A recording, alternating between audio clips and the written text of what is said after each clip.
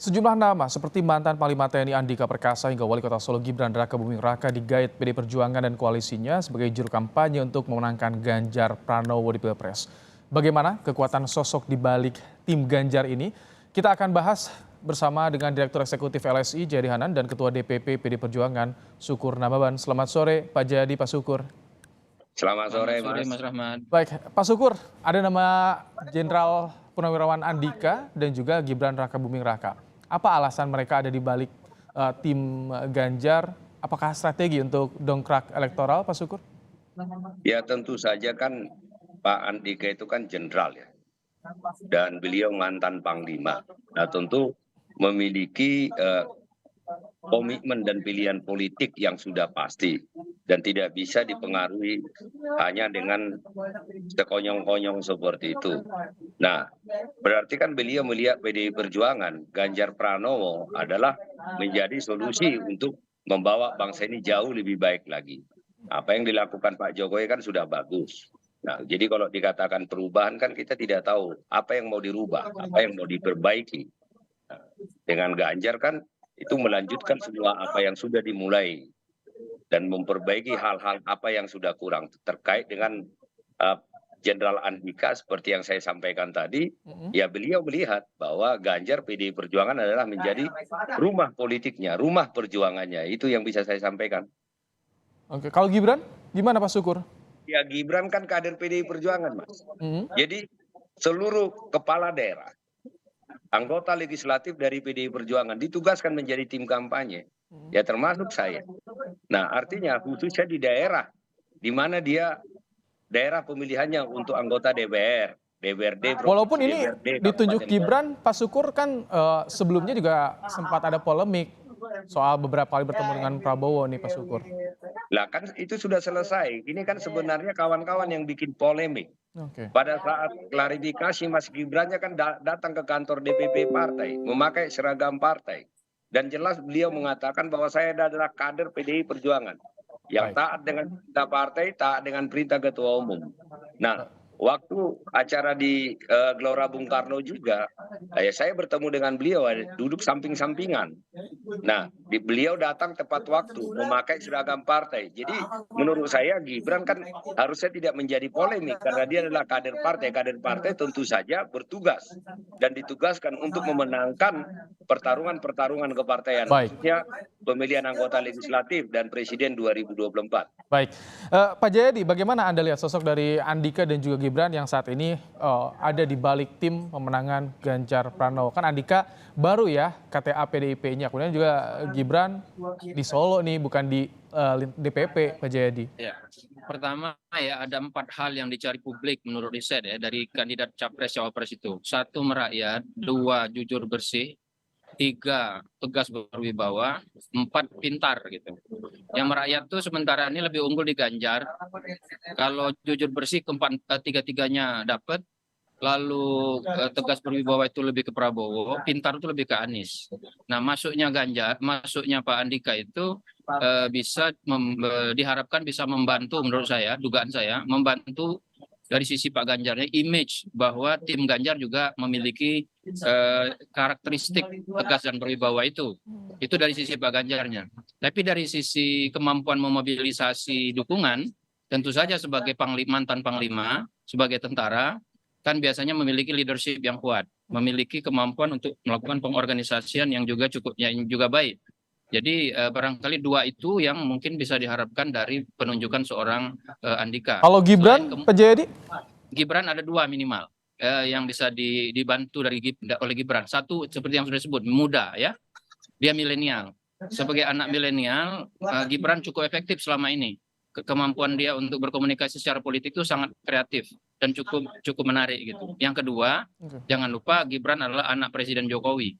Bagaimanapun tidak bisa dinafikan faktor Presiden Jokowi masih cukup efektif di dalam kemungkinan ya dalam Pilpres 2024. Jadi Gibran antara lain bisa menjadi salah satu representasi bahwa Pak Jokowi tetap endorse Ganjar gitu di tim PDIP ini. 2 itu minimal dari Mas Gibran. Baik, saya ingin juga tanya soal nanti pengaruh elektoralnya seperti apa bagi Ganjar dengan adanya dua sosok ini. Tapi Pak Sukur, ini kan ada gap nih, ada gap. Yang satu senior, Purnawirawan, yang satu muda, wali kota Solo. Bagaimana? Apakah ini salah satu strategi juga untuk menjaring seluruh lapisan elemen?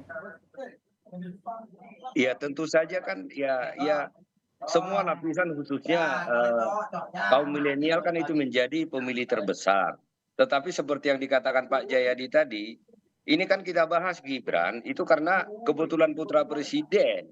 Nah, banyak sekali kepala daerah kami yang ditugaskan DPP partai untuk menjadi tim kampanye, khususnya di daerahnya. Kepala daerah kan punya pengaruh. Nah, itu tidak kita bahas. Nah, itu tugas seorang kader, Mas. Jadi, ya Gibran sebagai kader PDI Perjuangan, nah tentu juga dia harus mampu melaksanakan tugas sebaik-baiknya dari partai untuk memenangkan keputusan partai. Oke. Nah, apakah itu akan berdampak? Nah, tentu saja semua kepala daerah kami dia terpilih kan karena memiliki kekuatan sosial, kekuatan politik dan kekuatan pengaruh kan sehingga Baik. mereka terpilih. Baik. Pak Jayadi kemarin disinggung oleh Mbak Puan nama Andika Perkasa. Apakah Andika ini bisa juga jadi jalan tengah bagi PDIP ketika alot nih bahas cawapres? Iya, bisa. Dan kalau dia elektabilitasnya secara individu, Pak Andika masuk 10 besar. Meskipun agak jauh tertinggal dari misalnya Erick Thohir, Ridwan Kamil, Sandi Uno, AHY, dan nama-nama yang sudah sering kita bicarakan. Tapi namanya masuk 10 besar, tidak kalah dari Erlangga Hartarto atau apa namanya dan Mbak Puan sendiri ya. Jadi kalau misalnya Pak Andika dijadikan salah satu alternatif cawapres Ganjar, cukup masuk akal. Apalagi tadi bisa mewakili sisi ketegasan dan kewibawaan itu ya, menjadi salah satu karakteristik yang dicari oleh masyarakat kita berdasarkan riset mengenai capres cawapres atau pasangan capres cawapres itu, yang 4 itu, merakyat, jujur, bersih, tegas berwibawa, dan pintar atau punya kapasitas memimpin atau menyelenggarakan pemerintahan. Nah, Pak Andika bisa mengisi kekurangan Pak Ganjar dari persepsi publik soal tegas berwibawa. Oke. Tinggal lagi bagaimana itu dikonsolidasikan ke seluruh wilayah. Masuk dibahas nggak sih Pak Sukur nama Pak Andika ini kemarin sempat disinggung oleh Mbak Puan. Sebelumnya emang sudah dibahas? Terkait apa itu? Cawapres tadi. Oh, cawapres. Nah, keputusan Kongres kami itu sudah jelas ya, bahwa calon presiden dan calon wakil presiden itu diserahkan kepada ketua umum.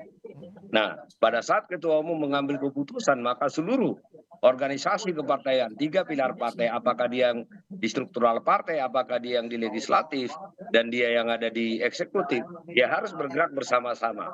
Nah, tentu saja ketua umum saya tentu memiliki pemikiran dan perenungan siapa yang paling pas untuk bersama-sama dengan Pak Ganjar memimpin bangsa ini selama 5 tahun ke depan. Tapi kalau dari kader ada suara-suara nggak sih misalkan menyodorkan Pak Andika atau mau saran gitu? Bagaimana sih Pak Sukur?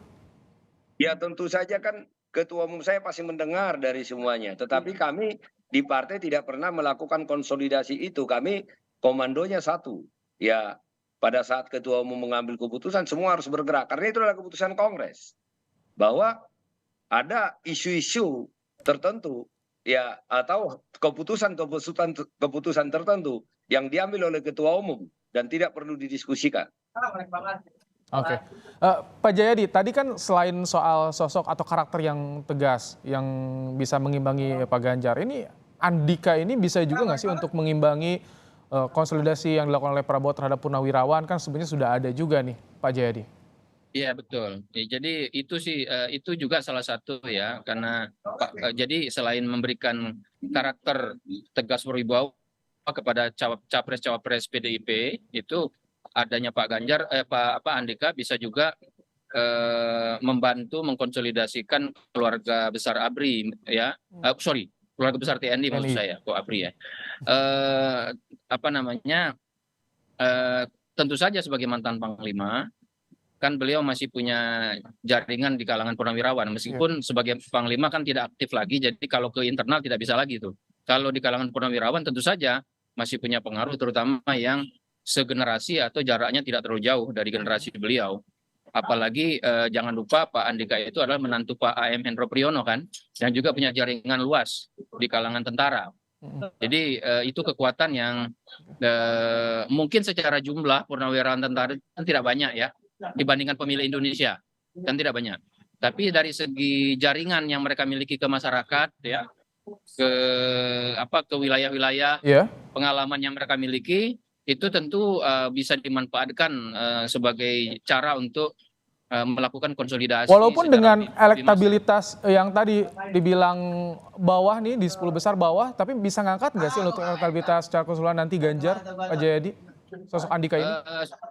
Sepanjang Pak Ganjarnya bisa tinggi elektabilitasnya, maka peran Wapres itu lebih banyak untuk menopang gitu. Meskipun apalagi menurut saya kalau kita perhatikan berbagai nama bakal cawapres yang beredar sekarang, itu kan jaraknya juga tidak terlalu jauh, tipis-tipis saja. Misalnya antara Pak Erik sama Pak Ridwan Kamil, Iya. itu jaraknya cuma 2%-an. Demikian juga dengan Sandi, AHY dan sebagainya. Baik. Nah, ketika dipasangkan dengan capresnya, itu elektabilitasnya tidak linear. Tidak mesti yang cawapres yang elektabilitasnya di bawah Baik. Pak Erik misalnya serta-merta menurunkan elektabilitas dari capres seperti Pak Ganjar. Jadi Baik. memang ada banyak kombinasi Kami yang tangkap dipikirkan. soal elektoral ini tentu ada juga pengaruhnya yang bisa terjadi. Terima kasih Pak Sukurna Baban, Ketua DPP PD Perjuangan, dan juga Pak Jayadi Hanan, Direktur Eksekutif LSI. Terima kasih telah meluangkan waktu di program Kompas Petang sore hari ini.